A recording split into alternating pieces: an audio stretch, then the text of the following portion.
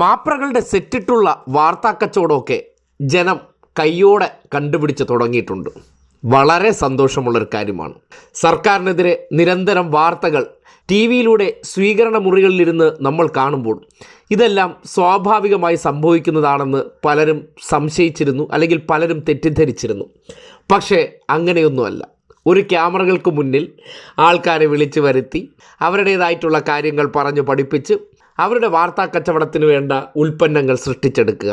അങ്ങനെ ദേശീയപാതയുമായി ബന്ധപ്പെട്ട് കേരളത്തിൽ സർക്കാരിനെതിരെ വച്ച് കാച്ചാൻ പറ്റുന്നവരെ എല്ലാം വിളിച്ചു വരുത്തി മനോരമയുടെ ഫോട്ടോഷൂട്ടാണ് നാട്ടുകാർ മാറി നിന്ന് ഷൂട്ട് ചെയ്ത് ഇപ്പോൾ പുറത്തേക്ക് ദൃശ്യം വിട്ടിരിക്കുന്നത്.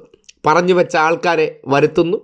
രാവിലെ 7 മണിക്ക് അവരെ നിർത്തിക്കൊണ്ട് ആരൊക്കെയോ വഴിയിൽ നിന്നവരെ വെച്ച് വാർത്ത ഷൂട്ട് ചെയ്യുന്നത് പോലെ തെറ്റിദ്ധരിപ്പിച്ച് നിങ്ങളുടെ മുന്നിലേക്ക് അവതരിപ്പിക്കുന്ന ആ സെറ്റിട്ട നാടകം എങ്ങനെയെന്ന് ഈ ദൃശ്യം നിങ്ങളോട് കൃത്യമായി സംവദിക്കും.